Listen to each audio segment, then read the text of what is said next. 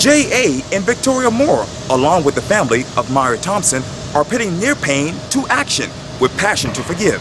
In this edition of Quintin's Close-Ups, I speak exclusively with J.A. and Victoria Moore one-on-one. Well, J.A. and Victoria, it's good to see you again. So good to see you, Quinn. I really appreciate this.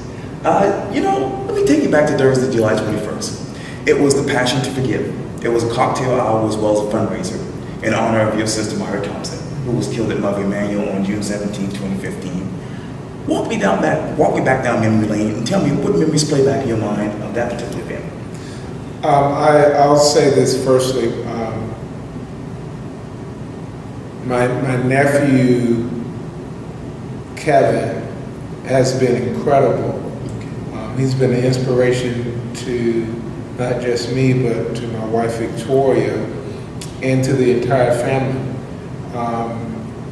His ability to not only forgive, but to do and continue my sister's life work and to honor her and continue her legacy has been incredible.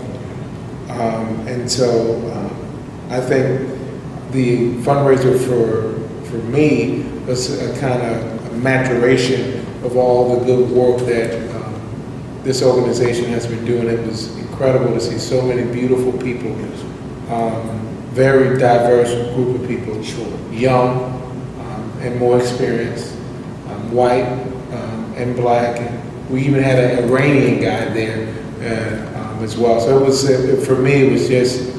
It was Myra's legacy being fulfilled, and just a testament to Kevin's passion to forgive. And for me, what was also really good about it is Victoria was able to really work closely with Kevin on executing this wonderful event. Right. Yeah. Speaking of which, talk to me about what plays in your mind when you think about that particular event. Yeah, well, if we're talking about the fundraiser, the planning process of really figuring out, we knew we wanted to do something to raise awareness of the organization, and we knew we wanted to do something in Myra's honor specifically, and her legacy specifically. So her namesake scholarship program is the Myra Singleton Thompson Scholarship, and it's a scholarship that helps teenage mothers who are still continuing their education. So the fundraiser on Thursday, July 21st was to raise funds specifically for that scholarship program. And I've just had such a fantastic time getting to know Myra through her children and her husband and her sisters. It's been really beautiful. And Jay, you talk about Kevin actually forgiving and forgetting, not really forgetting, but forgiving what happened on June 17, 2015. As we sit here right now, have you? I'll tell you this, Ed, if you would ask me that question on June the 19th or June the 20th, or even a little bit later on of last year, the answer would have been no. But through the grace of Kevin and Denise and Anthony, and through their, I kind of took the lead from them, to be honest with you. It's an ongoing process. I'll be forgiving and healing for the rest of my life. But I think through, through my family's strength, I've been able to have a forgiving heart. So June 17, 2016, obviously it was 1 year anniversary of Mother Emanuel. Where were you guys emotionally? Well, that day, that week, the city was doing a number of things in memoriam of the tragedy, and it was hard to believe an entire year had gone by. So I remember where I was on June the 17th, 2015. But this year it was all accumulation. I remember specifically that Wednesday this year, Anthony Thompson, Myra's husband, delivered a Bible study Right. in the sanctuary at Mother Emanuel, and he was teaching on the same lesson that Myra had been studying. And I don't want to misstate the book, but it's the parable about God's seed. Right. And about it landing in good soil. So I remember the day I made that Facebook post about that rainbow over the church. That was the day that he had delivered that lesson. So I was going through, sadness for the pain of losing, the pain of loss. But I was also going through, sometimes emotions don't have words. Right. So I was just feeling a lot of things, and I was grateful for the message that Anthony delivered on that day. And then the rainbow was just like God's voice putting a period at the end of the lesson, even though it was just the beginning of the lesson. Wow. Well, describe to me the following one word, because there's so much going on in the news right now. Baton Rouge. Challenging. Dallas. Sad.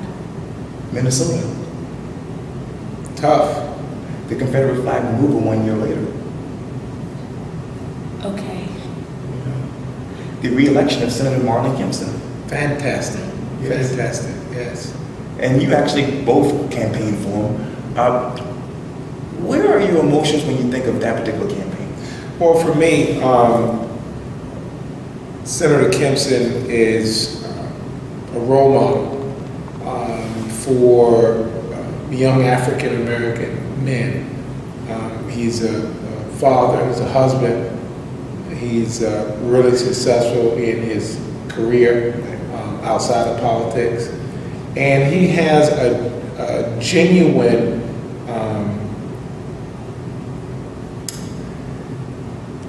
desire to serve. Sure.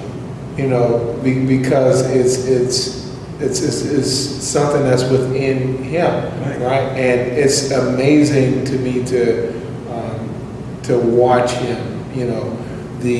At the end of the legislative session last year, he almost single-handedly took on the NRA, the national NRA. He almost single-handedly took them on by himself. Wow.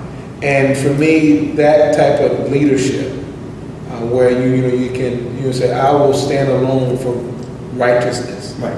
is something I think we should all in our respective careers do. Yeah, that's awesome.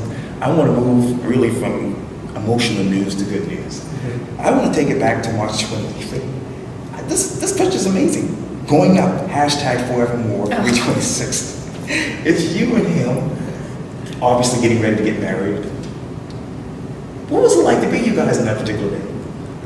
Well, it was March the 26th that we got Sure. married, and I tell you, for me, Proverbs 31:10. Sure. And it talks about when a man finds a woman, right? It's more precious than any jewel. I got a diamond, but she is so precious. I am so blessed, and I think what's illustrated in this picture is that proverb for me. That's the look that I have. My entire experience that day and all the days before and since, there's so much joy in the way we have brought our families together. I mean, I didn't just gain a husband and a partner and a support system. I have another mom, and I have sisters, and I have brothers. And I don't just have them, but my parents now have more children, and our parents have become like siblings themselves. And there was this beautiful union that to me encompassed everything that a wedding and a marriage is supposed to. And just recently, your mom and dad actually celebrated a huge milestone. They did, yeah, 53 years of marriage. They celebrated that on July the 13th of this year.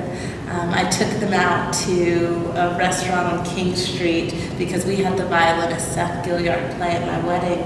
My father was so moved by that violin, so we took them out to dinner where he was playing at Oku that Thursday, and they just had a blast. That is amazing.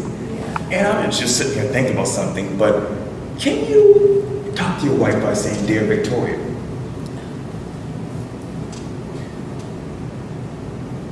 Dear Victoria, I have been amazed by you, by your strength. I think by your courage. She's recently stepped out and she's doing PR full time, and to me, it takes a lot of courage to do that. She's such a good support system for me.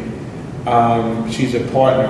Now, I'm not going to sit here and tell you that everything is always apple pie. Okay. But we have such a good relationship. And we like peach cobbler too. Oh, that's Yeah, that's right. That's Yeah. awesome. That's right. Yeah. So my dear Victoria is she's everything to me. That's right. Yeah. Dear Jay. Dear J.A., thank you for being so strong and so supportive and loving and nurturing, and thank you for accepting me in my entirety. You mean everything to me all the time. I love you. It's gonna make me cry. So what's next for you guys? Wow, I think that's a big question. I think firstly, we're going to continue to work with Kevin in Passion to Forgive. Sure. We're going to do everything we can to give back to the community as much as we can. We're working on a number of projects now to help women and to help African Americans to reach their entrepreneurial and civic and social goals. We're really passionate about that. And, you know, just serving the greater Charleston community and trying to be role models to the next generation of leaders, because it's so important. And so I think that will, you know, I know that's kind of broad, but that is going to encompass a lot. We're working on a lot of projects now that, you know, it's still in the cooking stage, you know, with the Johnson and Wells. And so, you know, when you cook pasta, you have to throw it on, you know, throw the pasta on the wall and see what sticks. Yes. And yeah, so we're still doing that. We'll make sure it's al dente, so it's ready to go. Yeah. And will politics stick to your future? You know what? I tell you what. I think if I answer the question honestly, I think I will continue to do everything I can to support causes and issues that are important to not just me and my family, but to the community. And so, you know, I've been serving others all of my life, and I will continue to do that. That's the guy from Hampton County. That's right. Well, Jay Moore and Victoria Moore, thank you so much for your time. I really appreciate this. Thank you so much. Thank you. Quintin. Thank you.